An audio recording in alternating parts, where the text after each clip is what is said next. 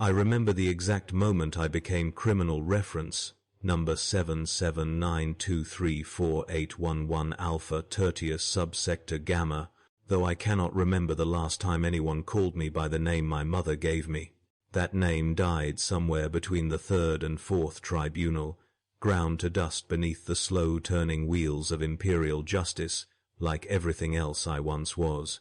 They say confession cleanses the soul, but I learned that truth is simply another currency in the economy of punishment, and I have been spending mine in measured doses for so long now, that I can barely recall what crimes I actually committed versus those I confessed to, those I witnessed, and those I merely dreamed about in the narrow hours between work shifts, when sleep came in fragments, sharp as broken glass. It started with bread. Such a small thing. Such a monumentally insignificant transgression in the grand ledger of sin that stretches across the Imperium like a plague map. I was 17 standard years old, working the sorting lines in sub-level 43 of Hive Primus. My hands permanently stained black from the recyc paste we processed 12 hours each day. The taste of copper lived in my mouth, then not from blood, not yet, but from the mineral-thick air we breathed, air that had cycled through 10,000 lungs before reaching mine. I stole 3 ration wafers from a shipment destined for the upper levels. 3 small discs of compressed protein and grain, each stamped with the Aquila and a purity seal I broke without thinking. My supervisor's supervisor's supervisor would never have noticed. The ledgers would have balanced within acceptable variance. But Yana saw me. I need you to understand something about Yana, because she haunts me still, though whether she is alive or dead or something in between I could not say. She was 17 like me, assigned to the same sorting line, and she had eyes the color of rust, and a laugh that reminded me of the ventilation fans grinding, mechanical, but somehow still human beneath the noise. We had spoken perhaps a dozen times. I had noticed the way she would mouth the words of the Imperial litanies during the morning devotional, her lips moving silently because she had lost her voice to the dust 3 years prior. I thought she might have noticed me too, in the way young people notice each other, even in places where noticing anything beyond survival is a luxury. She reported me. Not out of malice, I came to understand this only much later, when understanding no longer mattered, but out of duty, out of the genuine, terrible faith that makes the Imperium function, that transforms billions of people into its immune system, attacking anything that might be infection. The Arbites came during the shift change, their black armor absorbing what little light existed in the lower levels, their shields bearing the scales of justice, as though justice were something that could be weighed and measured, rather than simply dispensed. I did not run. Running would have meant guilt, and I had not yet learned that guilt was not something you possessed, but something that possessed you. The first holding cell was almost pleasant, comparatively. I know this sounds insane, but you must understand that comparison is the only mathematics that matters once you enter the system. A 10 by 10 cube of rockcrete, a waste reclamation unit that functioned 2 times out of 3, a single luminator that flickered in a rhythm I would come to memorize as thoroughly as my own heartbeat. 4 other prisoners shared the space, their crimes written on their bodies in bruises and scars and the particular way they held themselves in the presence of authority. An old man who had falsified a tithing document, a woman whose eyes never focused on anything close by, who had struck an overseer.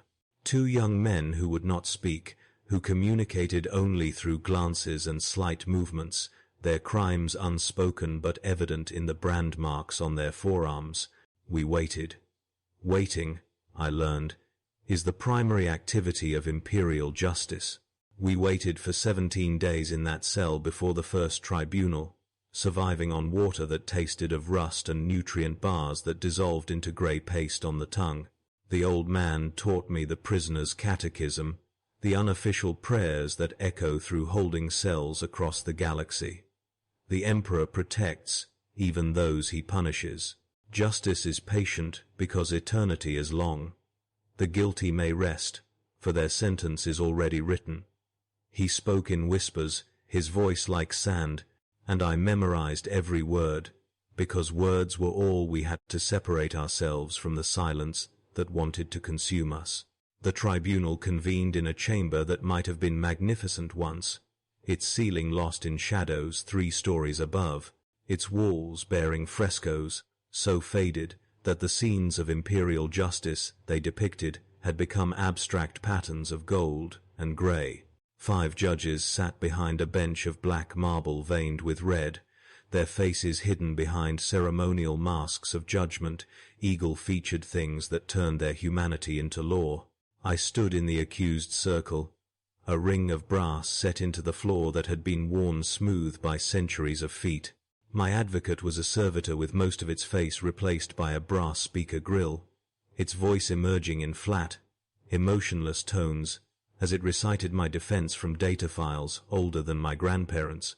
The charges: theft of imperial property, violation of the ration distribution protocols, potential trafficking in stolen goods, and this one surprised me, suspicion of seditious intent.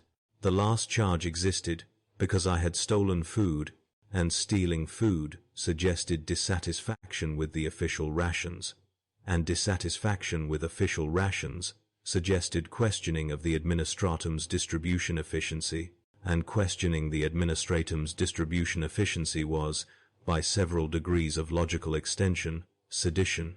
The logic was perfect and circular and utterly inescapable, a noose woven from syllogism. I confessed immediately to the theft. My advocate servitor made a sound like grinding gears. Disappointment, perhaps, or merely a mechanical fault. The judges conferred in silence, their masked faces turning toward each other, and I realized they were communicating through some kind of neural link, their judgment forming in a space I could never access. When they turned back to me, the central judge spoke, her voice emerging from behind the eagle mask like wind through a tomb. Guilty, as charged. Sentence deferred pending labor evaluation and rehabilitation assessment. The accused will be remanded to Processing Station 12 Theta for categorization. I had expected execution, or perhaps servitor conversion. Instead, I had been given something worse: continuation. The system had looked at me and decided I was worth processing, worth sorting and cataloging and redirecting into one of its infinite channels of punishment. I was escorted from the tribunal chamber by 2 Arbites who never spoke, their hands on shock mauls that hummed with barely restrained voltage, and loaded into a transport with 30 other convicted criminals, all of us shackled together in a chain gang that clinked and rattled like a mechanical rosary. Processing Station 12 Theta existed in a part of the Hive I had never known about, though I had lived in Hive Primus my entire life. We descended for hours, the transport's engines whining against gravity, passing through checkpoints where armed guards verified our transport codes and examined us through view slits like we were diseased cattle. The deeper we went, the older the architecture became, the walls shifting from industrial rockcrete to ancient stone blocks carved with Gothic script I could not read. The air grew thicker, warmer, laden with incense and machine oil and something else, something organic and wrong that made my sinuses burn. The station was a converted cathedral, its nave filled with processing machinery instead of pews, its altar replaced by a massive cogitator bank that hummed with the prayers of the machine cult. Hundreds of prisoners shuffled through stations in lines that snaked through the space like intestines, each station administering some new form of documentation: retinal scans, genetic sampling, psychological evaluation through question and response protocols that made no sense. "Do you dream of fire?" asked a tech priest whose face was half replaced with sensor arrays. "Do you hear voices in the machinery?" asked another, this one more machine than human, its biological eye focusing and refocusing on my face like a camera lens. "Have you ever felt the presence of something watching you through the walls?" I answered truthfully, mostly, because I had not yet learned that truth was a weapon the system would use against you. Yes, I sometimes dreamed of fire. Who doesn't? In a hive city where fire was both warmth and death? No, I did not hear voices in the machinery, though I heard the machinery itself, its constant grinding presence that was the soundtrack to existence. And yes, sometimes I felt watched, but everyone felt watched in the Imperium, because we were watched, always, by the Emperor's endless gaze and the Administratum's meticulous record-keeping and the informants who lived in every hab block and workstation. But my answers went into the cogitators, were analyzed by algorithms old as empires, cross-referenced with profiles and patterns and predictive models, and somewhere in that digital darkness, a decision was made about who I was and what I would become. I waited in a holding pen with 200 other prisoners for 3 days before my assignment came through, delivered by a servitor that walked down the line of bodies, announcing names and numbers in a voice devoid of inflection. Criminal reference number 779234811 Alpha, Tertius subsector Gamma, assigned to Redemption Labor Corps. Category 4. Duration indeterminate. Report to Embarkation Bay 7. Category 4. I had no idea what that meant, but the old prisoner chained next to me, a man whose face bore the scars of previous incarcerations, whose eyes had the particular emptiness that comes from seeing the system from the inside, too many times laughed when he heard it. A dry, bitter sound. Category 4 means they're not sure what to do with you, he whispered. Not dangerous enough to execute, not broken enough to servitor, not skilled enough to interest the mechanicus. Your flexible inventory. Could be anything. Mining colony, penal regiment, servitor conversion later when they need parts. Keep your head down, and maybe you'll survive long enough to find out. The Redemption Labor Corps. The name itself was a lie wrapped in imperial dogma. There was no redemption, only labor. No path back to citizenship, only deeper and deeper into the machinery of punishment until your body gave out, or your mind broke, or you became useful enough in some other way. We were loaded onto a void transport that smelled of disinfectant and fear, crammed into cargo holds designed for freight rather than humans, given nutrient paste and water and nothing else, for a journey that lasted, I think, 3 weeks. Though time became difficult to track in the windowless dark, measured only by the distribution of rations and the rotation of sleep shifts. Some prisoners prayed constantly, reciting the imperial litanies until their voices gave out. Some wept. Some sat in silence, their eyes focused on nothing, already gone to wherever the mind goes when the body can no longer be escaped.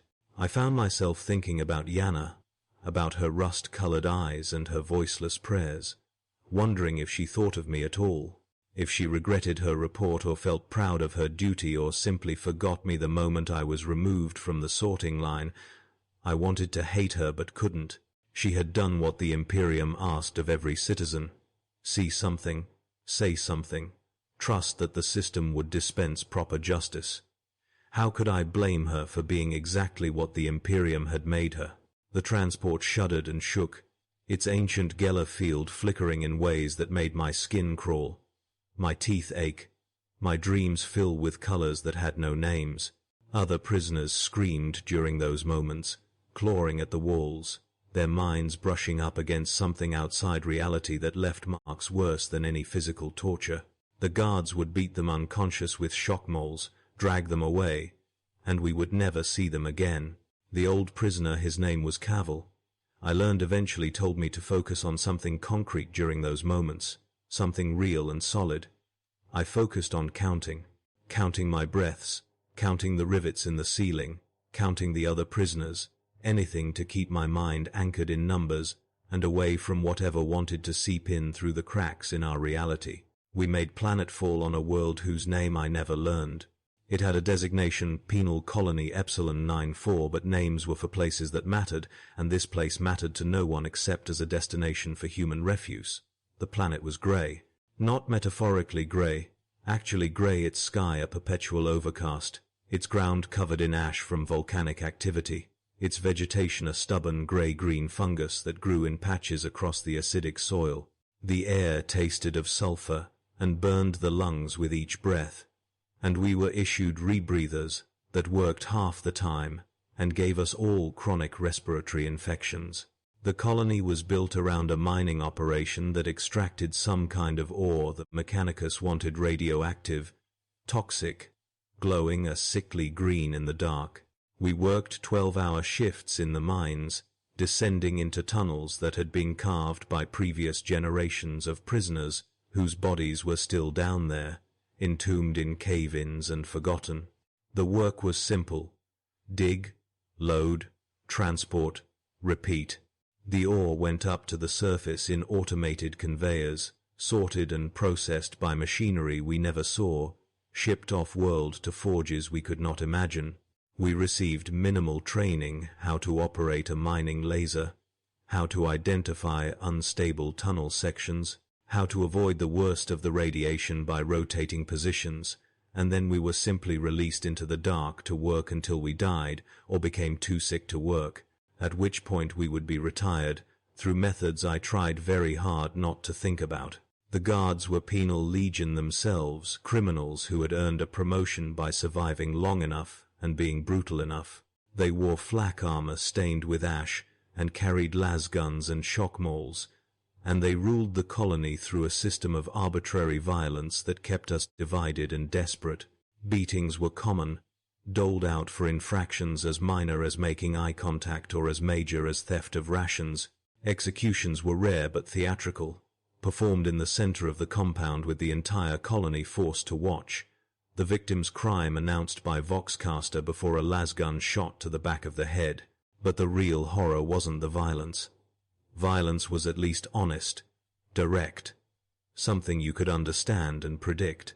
The real horror was the way the system ground you down through attrition, through the accumulated weight of days that were all exactly the same, through the slow realization that there was no end date to your sentence, no parole board to appeal to, no metric of good behavior that would earn release. Duration indeterminate meant forever, or as close to forever as your body could endure. You could serve 50 years and die in the mines, your only redemption being that your body would be processed into fertilizer for the agridomes that fed other prisoners. I learned to navigate the colony's shadow economy, because even in hell there is trade. Cigarettes made from shredded fungus, fermented in containers hidden in the deepest mine tunnels, information about guard patrol patterns, about which tunnels were most likely to collapse, about which prisoners were informants, sexual favors. Though I tried to avoid that particular currency, having learned early that nothing good came from those transactions in a place where privacy did not exist and violence was always lurking. I traded mostly in repairs. I had steady hands and some technical aptitude, enough to fix broken equipment, patch torn rebreathers, jury-rig electronic components. Small skills, but valuable enough to earn extra rations, better work assignments, occasional protection from the worst of the guards. It was this last trade that led me to the discovery that would define the next phase of my sentence. A prisoner named Dorton, who worked the deeper shafts, had found something in the oldest part of the mine, a chamber that predated the colony, that might have predated human habitation entirely. He described it in whispers, his eyes wide with something between fear and wonder, walls covered in symbols that hurt to look at, a space that felt wrong, machinery that was definitely not Imperial in design. He wanted me to come with him, to help him understand what he had found, or failing that, to help him figure out how to exploit it. Could be archaeotech, he said. Could be worth enough to buy our way out of here. I should have refused. I should have reported him to the guards, earned the favor that comes from informing. But I was curious, and curiosity was a hunger I had not fed in years, and I followed him down into the deep shafts during a maintenance cycle when the automated security was offline for inspection. We descended for what felt like hours, following tunnels that grew progressively stranger, the walls shifting from carved rock to something that looked almost organic, ribbed and curved like the interior of some vast creature. The air changed too, growing warmer, laden with a smell I could not identify, sweet and rotten at once, like fruit and decay. The chamber was exactly as Dorton described, and somehow worse. It was roughly circular, perhaps 30 meters across, its ceiling lost in darkness above. The walls were not carved but grown, or perhaps printed, covered in symbols that seemed to shift when I looked directly at them, my eyes refusing to focus, my brain refusing to parse the patterns into anything meaningful.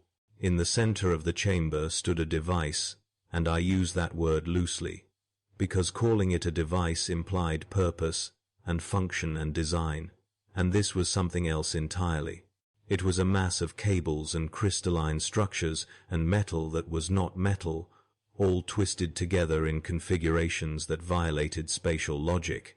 It hummed, not with electricity, but with something deeper, more fundamental, a vibration I felt in my bones rather than heard. Xenos, I whispered, the word feeling like ash in my mouth. Alien technology, forbidden by every law of the Imperium, punishable by execution at best, by servitor conversion or worse at worst. We were standing in the presence of heresy so profound that even being here, even witnessing this, was a crime that could see us both tortured for information and then executed regardless of our cooperation. Dorton reached out to touch it. I grabbed his arm, tried to stop him, but I was too slow. His fingers brushed the crystalline surface, and something happened, a pulse of light, or sound, or thought, I could not distinguish which. Dorton screamed, a sound of pure agony that echoed through the chamber and continued echoing longer than physics should allow. His body went rigid, his eyes rolling back, and when he finally collapsed to the ground, blood was streaming from his nose, his ears, his tear ducts. He was still breathing, but barely, his chest rising and falling in shallow, irregular gasps. I ran. I left him there in that unholy chamber, and I ran back up through the tunnels, my rebreather fogging with panicked breath, my heart hammering so hard I thought it might burst. I emerged into the main mining area just as the shift was ending, covered in sweat and ash, and trying desperately to control my expression, to look like nothing had happened, to be just another exhausted prisoner at the end of another day. Dorton never returned. The guards found his body 3 days later, during a routine inspection of the deep shafts. Official cause of death, tunnel collapse. His body was processed for recycling without ceremony. But I had seen what I had seen, and seeing changes you in ways that cannot be undone. The chamber haunted me, not in dreams. My dreams were still my own, still filled with mundane horrors of thirst and exhaustion and remembered faces, but in my waking thoughts, in the quiet moments when the mind has nothing to do but churn. What was that device? Who had built it? How long had it been there, buried beneath layers of rock and time, waiting to be found? And most importantly, did anyone else know it was there? The answer to that last question came 6 weeks later when the Inquisition arrived. I need you to understand something about the Inquisition. They are not like other imperial authorities. The Arbites enforce law. The Administratum enforces bureaucracy. But the Inquisition enforces reality itself, standing watch against the things that would unmake existence. And they have powers that transcend normal governance. When an inquisitor arrives, everything stops. Work halts. Routine dissolves. The entire colony held its breath as 3 figures in black armor walked through the compound, accompanied by a retinue of warriors whose weapons I did not recognize, whose armor bore no chapter markings, who moved with a predatory grace that made the penal legion guards look like children playing soldier. They rounded up 200 prisoners, a tenth of the colony population, and marched us into the compound's central square. The Inquisitor himself was a tall, thin man, whose face looked carved from pale marble, whose eyes were augmented with cybernetic enhancements that made them glow a faint gold in the grey light. He did not introduce himself. He simply began asking questions, moving down the line of prisoners, stopping occasionally to stare at someone for long, uncomfortable moments before moving on. When he reached me, those golden eyes fixed on my face, with an intensity that felt physical, like pressure against my skull. "You found something," he said. Not a question, a statement. My mouth went dry. I tried to speak, managed only a croak. "Deep shafts," I finally whispered. "Old chamber. Strange device. My partner touched it and died." The Inquisitor's expression did not change. "You did not touch it?" "No, my lord." "But you wanted to?" "No, my lord. It felt wrong." "Good." He moved on without another word, but made a gesture to one of his warriors, who stepped forward and placed a mark on my shoulder with some kind of chemical compound that bonded to the fabric. Tagged, marked, singled out. I did not know if this was salvation or damnation, and I would not know for certain for a very long time. The Inquisition spent 3 weeks at the colony, their activities shrouded in secrecy, entire sections of the mine sealed off with military-grade barriers and guarded by their warriors.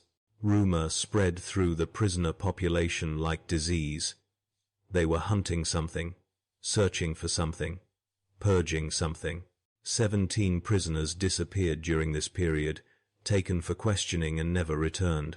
The rest of us worked double shifts to make up for the lost labor, our bodies pushed to breaking point while the Inquisition did whatever they did in the deep dark. When they finally left, I was among the 12 prisoners they took with them. No explanation, no trial, no paperwork that I ever saw.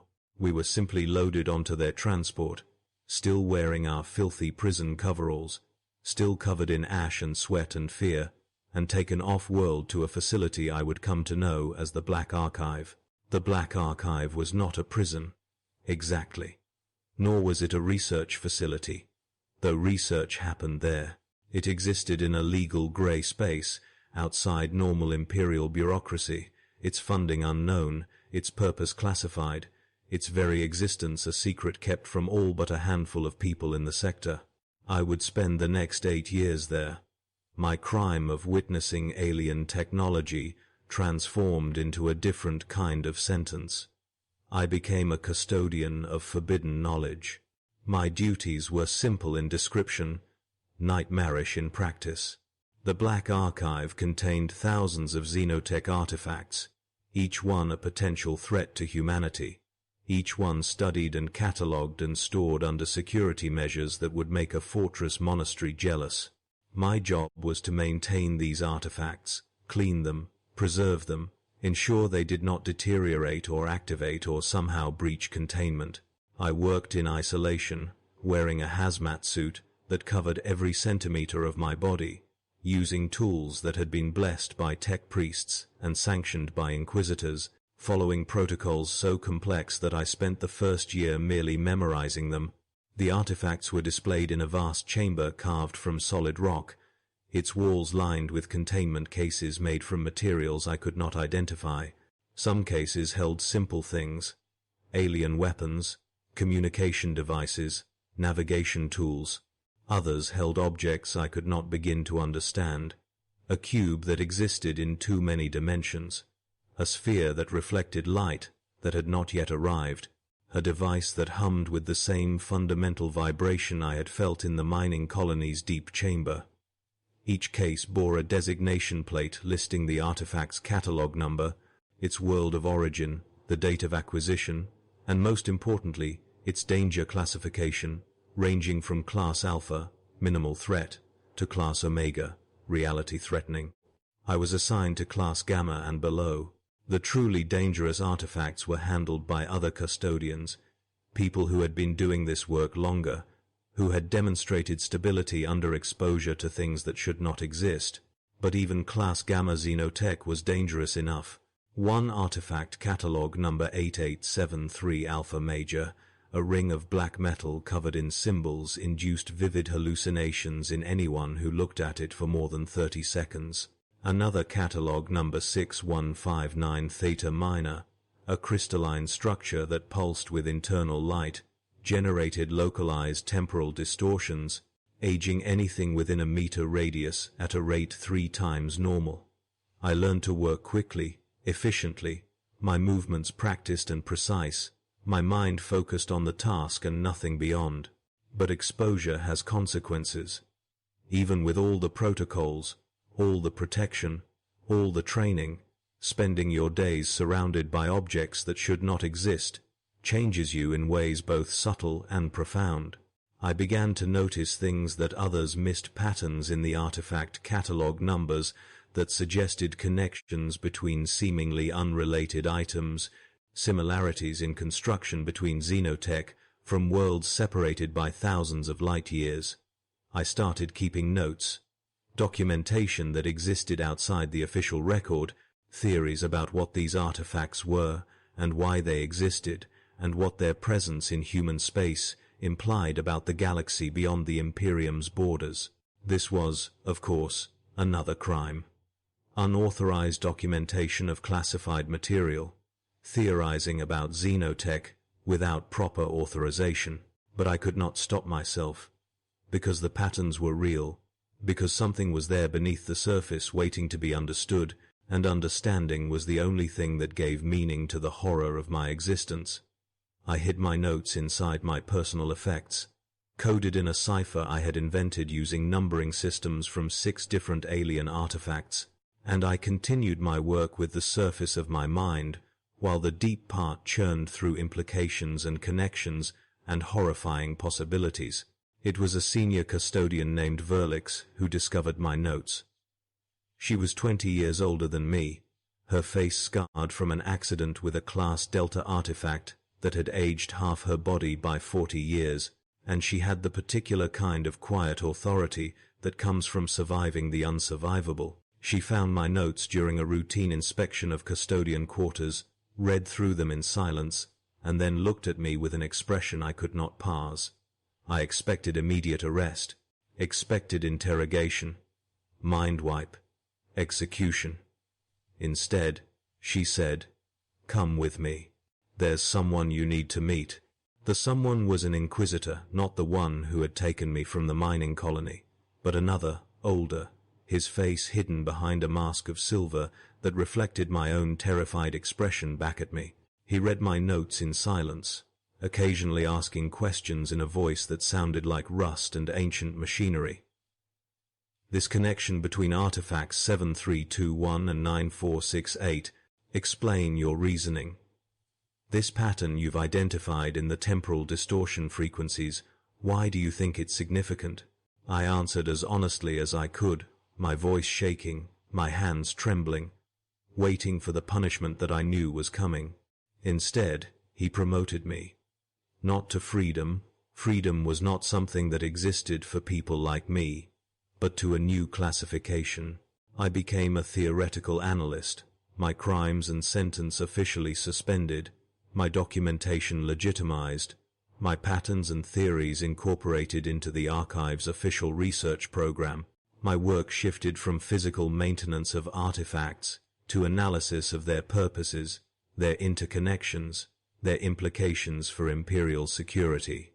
I was given access to restricted sections of the archive, to databases containing centuries of accumulated xenotech knowledge, to reports from across the sector detailing new artifacts and their characteristics. And I learned things I wish I had never learned. The galaxy is older than the Imperium, older than humanity, older than Earth itself. It is filled with the ruins and remnants of civilizations that rose and fell, while humanity was still climbing down from trees. The artifacts we collected were not random oddities but pieces of a larger puzzle, fragments of technologies and purposes that humanity could barely comprehend. Some artifacts were tools of war, some were art, some were religious objects, or scientific instruments, or things that transcended those categories entirely, and some, the Class Omega artifacts locked in the deepest vaults, accessible only to the most senior inquisitors, were something else entirely, objects whose very existence suggested truths about reality that the Imperium had spent 10,000 years trying to suppress. I worked in the Black Archive for 8 years. My original sentence for stealing 3 ration wafers transformed into an indefinite assignment, serving the Inquisition's need to understand and contain the alien. I became good at my work, earning a kind of grudging respect from the other analysts, contributing to several major breakthroughs in xenotech classification systems. I almost forgot I was a prisoner, almost convinced myself that this was a life I had chosen rather than one imposed upon me. Almost believed that my work mattered, that I was serving humanity's interests, that knowledge justified the cost of acquiring it. The illusion shattered the day they brought in artifact designation Omega-7. I was not supposed to be involved in Omega-class analysis. My clearance level was insufficient. My psychological profile considered too unstable for exposure to reality-threatening materials. But there had been an accident. 2 senior analysts killed when a containment field failed during initial examination, and I was the only person available with the right combination of xenotech theory and practical experience to continue the work.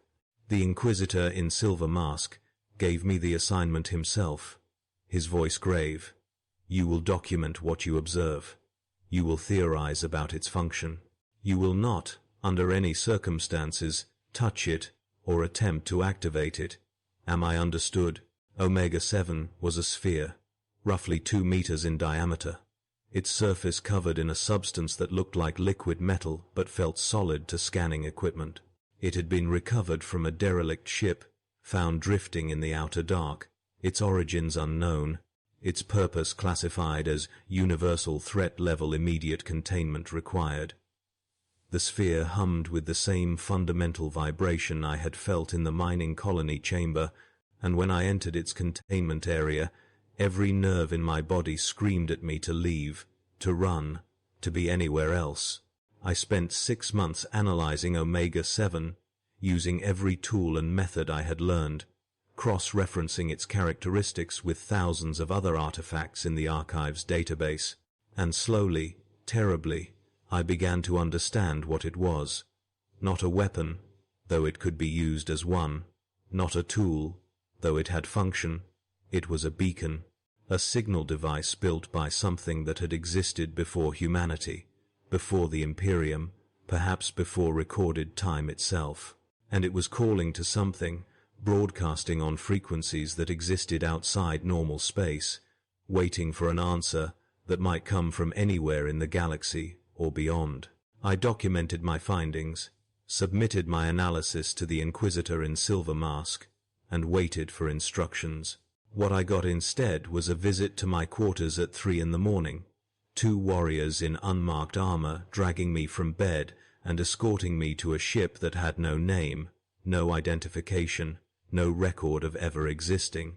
The Inquisitor was waiting in the ship's central chamber, his silver mask reflecting the dim emergency lighting.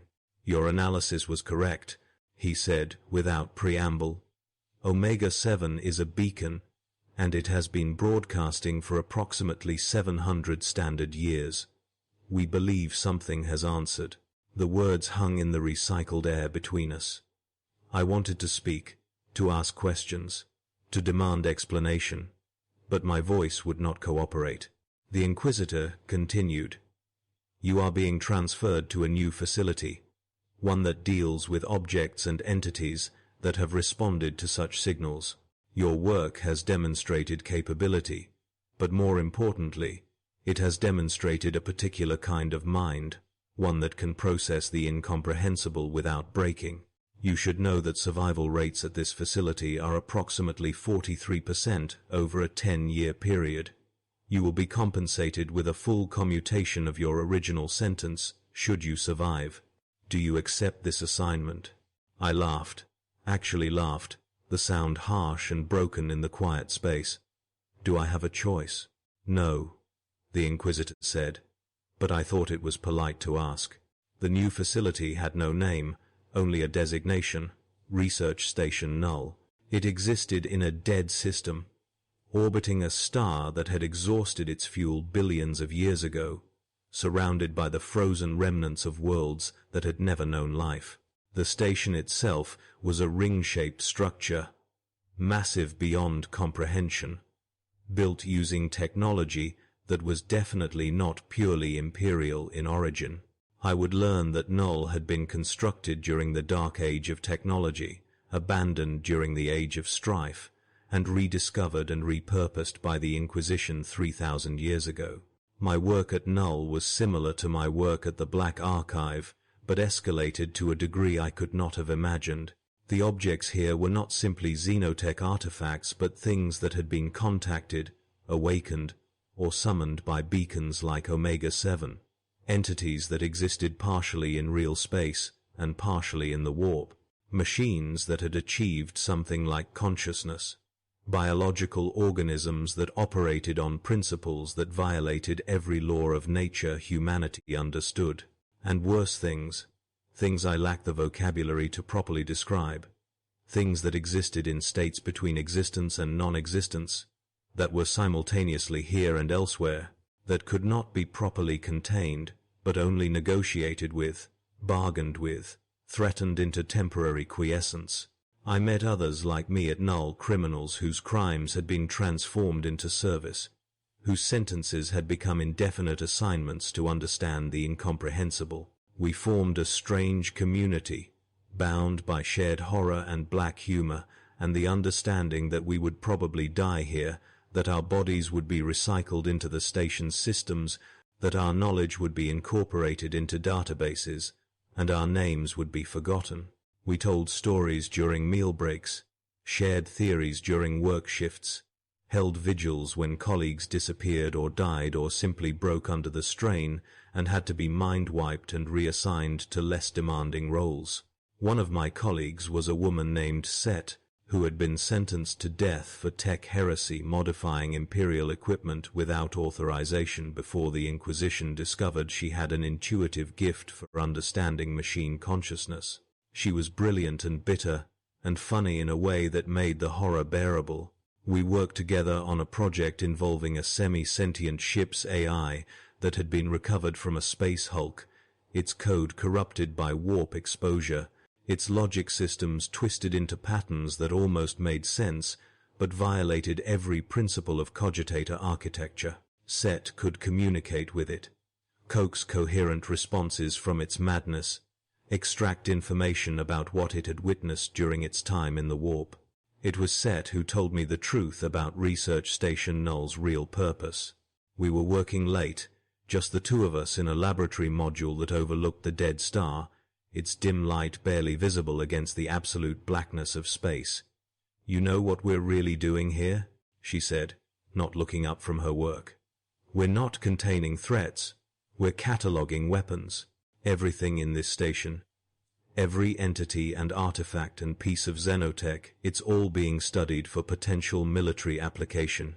The Inquisition wants to understand these things, not to protect humanity from them, but to figure out how to use them." I had suspected as much, but hearing it stated plainly made it real in a way that suspicion never could. And if we succeed, then the Imperium gets a new class of weapons, things that can twist reality, corrupt minds, unmake existence, things that make virus bombs and cyclonic torpedoes look like children's toys. She finally looked at me, her eyes reflecting the laboratory's sterile lighting. "And if we fail, either the things we're studying escape containment and kill us all, or the Inquisition decides we know too much and kills us preemptively. Either way, we're dead. The only variable is timing." She was right, of course. But we continued working anyway, because what else could we do? The system had us, had always had us, had claimed us the moment I stole 3 ration wafers, and she modified that cogitator. We were resources now, valuable enough to keep alive as long as we were useful, expendable enough to discard when we weren't. The Imperium is infinite, and we were finite, and that mathematics had only one possible outcome. I survived at Null for 12 years. 12 years of working with things that should not exist, of documenting horrors, of slowly going mad in ways that were subtle enough to not disqualify me from work. I watched colleagues die in accidents that could not always be called accidents. I watched others break, their minds fragmenting under the strain of processing the impossible, led away by medical servitors to fates I tried not to imagine. I watched Set execute a perfect escape plan, stealing a shuttle and making it 3 days into the void before the Inquisition caught her and brought her back for execution, not quick, not merciful, but theatrical and horrifying, and designed to ensure no one else would try. My mind began playing tricks on me during the final years. I would lose time, finding myself in parts of the station I did not remember walking to, my hands covered in substances I could not identify, my notes filled with theories and calculations I did not remember writing. I started hearing voices in the machinery, though I could never determine if they were real or hallucination, warning or threat, or simply the station itself speaking in frequencies my damaged mind could finally perceive. I began to suspect that I had touched something I should not have touched, that some artifact or entity had marked me, that I was no longer entirely myself, but also not entirely something else.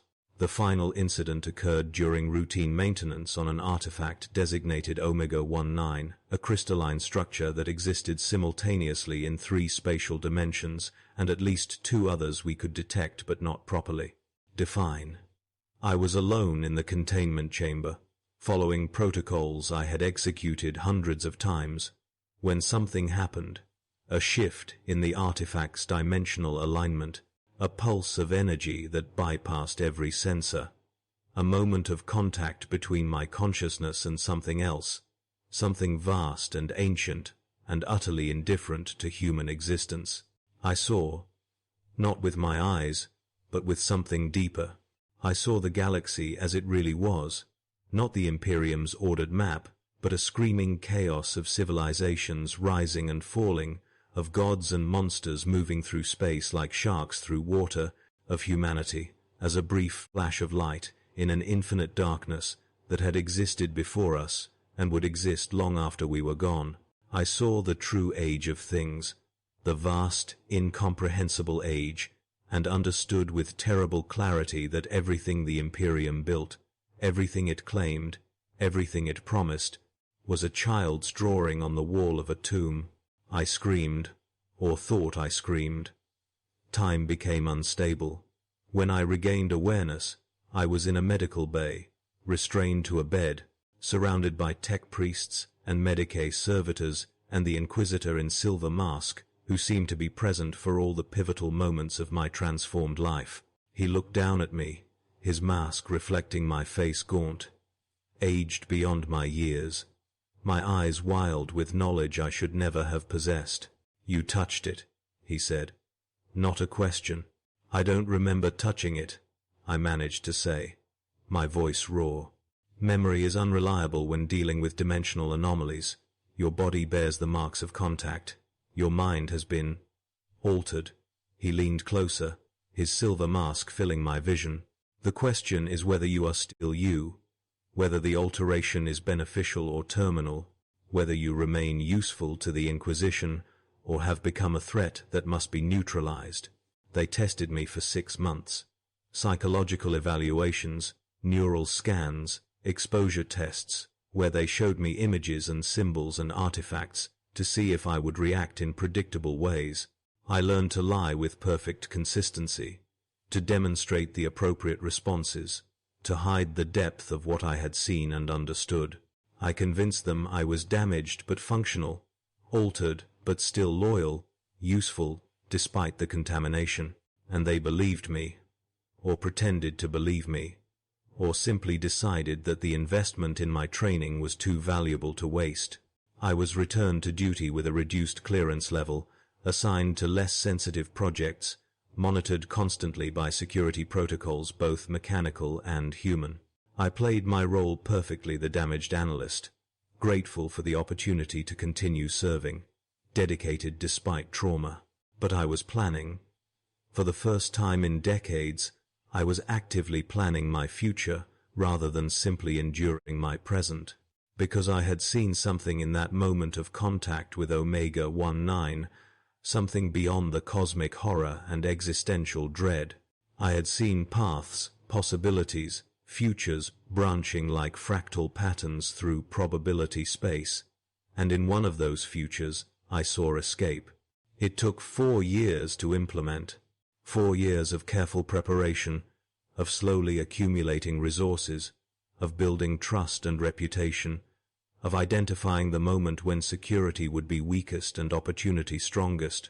The plan required precision timing, multiple contingencies, and a willingness to sacrifice everything for a chance at freedom that might not exist. The opportunity came during a scheduled transfer of artifacts to a new containment facility in a neighboring sector. I volunteered for the transport detail, knowing that the security protocols during transit were less stringent than those at Null, that there would be a 3-hour window when the transport would be in warp space, and therefore beyond immediate inquisitorial oversight. I had stolen a small device from the laboratory, a dimensional shunt that could theoretically create a temporary breach in the Geller field, allowing something to enter the ship from the warp, or allowing someone to exit into it. The plan was insane. Suicidal, really. The warp is hostile to unprotected human consciousness, full of entities that would consume my soul or twist it into something unrecognizable. But I had been altered by my contact with Omega-19. My consciousness changed in ways I did not fully understand, and I gambled that this alteration might allow me to survive what should have been impossible. I activated the shunt during the transit, creating a small breach in the Geller field that the ship's security systems would interpret as a minor malfunction, buying me perhaps 90 seconds before automated responses kicked in. I stepped through the breach into the warp, and everything I thought I understood about existence simply stopped applying. The warp is not like real space. It does not have directions or distances or time in any linear sense. It is emotion and thought and impossible color, shapes that exist in too many dimensions, sounds that are also, feelings that are also concepts. Entities moved through it. I hesitate to call them creatures or beings, because those words imply discrete existence, and nothing in the warp is truly discrete. They noticed me immediately, drawn by the presence of human consciousness, reaching out with things that might have been appendages or might have been intentions, but they did not consume me. The alteration from Omega-19 had changed me in ways that made me less appealing, less digestible, less recognizably human. I was a wrong note in their symphony, something that did not belong, but also could not be easily removed. They pushed at me, probed me, tried to understand what I was, and in that attention I felt myself beginning to fragment, my identity dissolving like salt in water. I focused on a single thought, a single concrete memory, Yana's rust-colored eyes, her voiceless prayers, the moment before I stole those ration wafers, when I was still just a 17-year-old worker with no criminal record. I held onto that memory like a drowning man holds onto wreckage, using it to anchor my consciousness while the warp tried to tear me apart. And somehow, impossibly, I survived. I do not know how long I was in the warp. Time does not work there the way it does in real space. It might have been seconds or centuries or both simultaneously, but eventually I felt something like gravity, something like direction, and I followed it through the chaos until I emerged into real space again, my body materializing on the surface of a world I did not recognize. I collapsed immediately, every system in my body failing at once, my mind fragmenting into pieces that no longer quite fit together. I should have died there, would have died, if not for the hermit who found me half buried in the sand of that desert world, dragged me to shelter, fed me water mixed with local roots that tasted like copper, and kept my body functioning despite everything it had endured. The hermit was old, older than anyone I had ever met, his skin like leather, his eyes clouded with cataracts but somehow still sharp and seeing. He did not ask where I came from or what I was running from. He simply cared for me until I could move again, speak again, begin the long process of reassembling my fractured consciousness into something functional. "You've seen things," he said one night, his voice like sand. "Things that changed you. I can tell. You have that look in your eyes that people get when they've glimpsed the truth beneath the Imperium's lies." I wanted to deny it, but I was too tired for lies. What truth? That it's all theater, all performance, the Imperium, the Emperor's divine will, the Ecclesiarchy's promises, the Inquisition's protection. All of it is just stories we tell ourselves to make the darkness bearable. And you've seen past the stories into the darkness itself, and now you can never unsee it. Then what's the point? I asked, genuinely wanting to know. If it's all lies and theater, why continue? Why survive? The hermit smiled, showing gums where teeth had once been. Because theater is all we have. Because the lies are sometimes kind. Because surviving is its own rebellion against a universe that wants everything to die. You keep living not because there's meaning or purpose or justice, but because you're alive and death is easy and living requires effort. And effort, in its own way, is defiance. I stayed with the hermit for 8 months, recovering and learning and trying to figure out what I would do with a freedom I had never expected to achieve.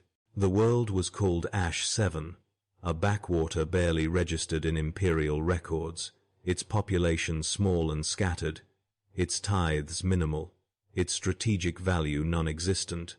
The perfect place to disappear, to become someone else, to pretend that criminal reference number 779234811, Alpha Tertius Subsector Gamma, had died in the warp and only a man remained. But freedom, I discovered, was its own kind of prison. I could not forget what I had learned, could not unsee what I had witnessed, could not stop my mind from processing patterns and connections, even when there was nothing to process. I dreamed of the artifacts, of Omega-7's beacon still broadcasting into the void, of the entities in the warp that had noticed me and let me pass. I woke in cold sweats, convinced that the Inquisition would find me, that my escape had been noted and flagged, and that somewhere a report was being filed, resources allocated, hunters dispatched. I was right. They came 6 months after I left the hermit's shelter, had started working as a laborer in a small mining settlement on Ash 7's northern continent. 3 figures in unmarked armor, moving through the settlement like death itself, asking questions, showing surveillance images that had been scraped from security footage taken during my time at Research Station Null. Someone recognized me, or claimed to, or wanted the reward that came from informing.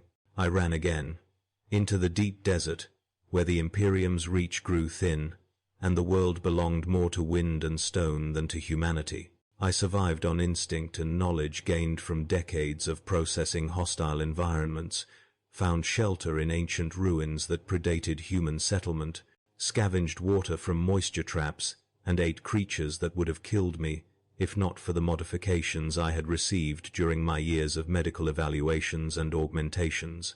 The hunters followed. Of course they followed. The Inquisition does not simply give up, does not forget, does not forgive. They tracked me across thousands of kilometers of wasteland, getting closer each day, their equipment superior, their training better, their resources infinite while mine dwindled. I was captured on the edge of a salt flat, my body finally giving out, my mind too fractured to continue evading. They bound me, loaded me onto their transport, prepared to take me back for interrogation and probable execution, and I waited for the end. The final conclusion to a life that had been defined by punishment since I was 17 years old and stole 3 ration wafers to feed a hunger that was never really about food. But the Inquisitor who boarded the transport was not the one in the silver mask.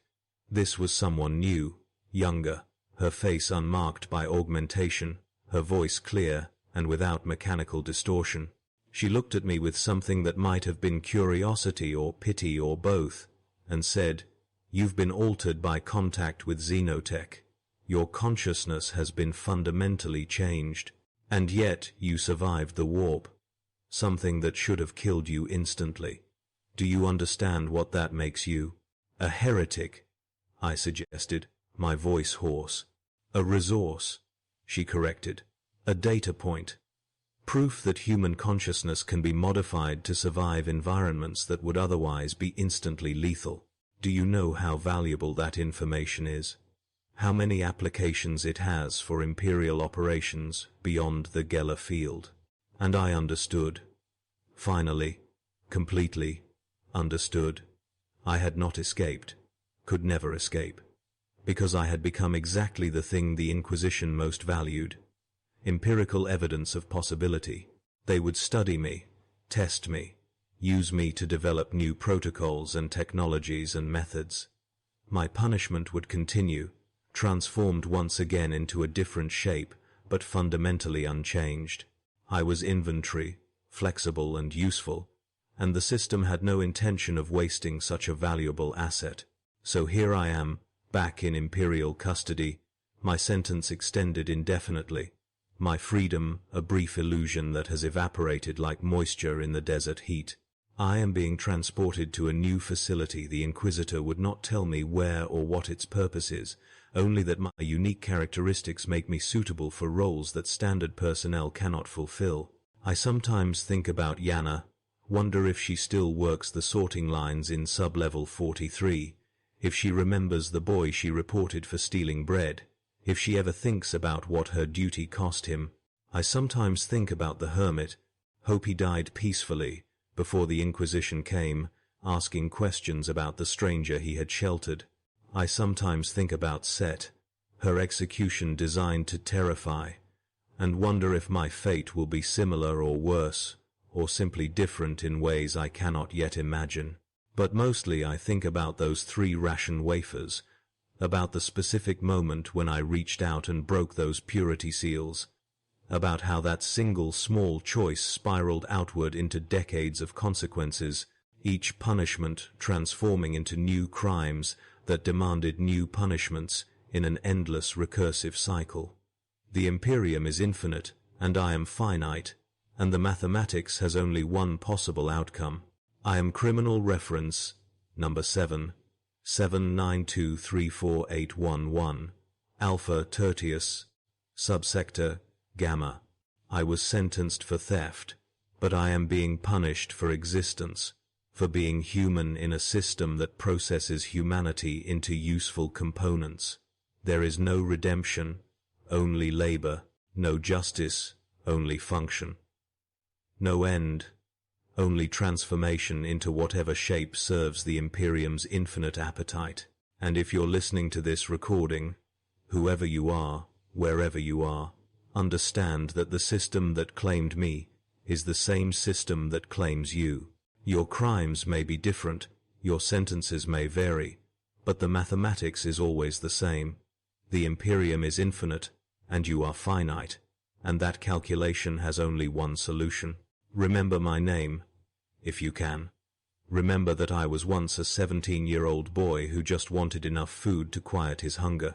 Remember that every crime begins with something small and human and understandable, and every punishment extends far beyond what justice would demand.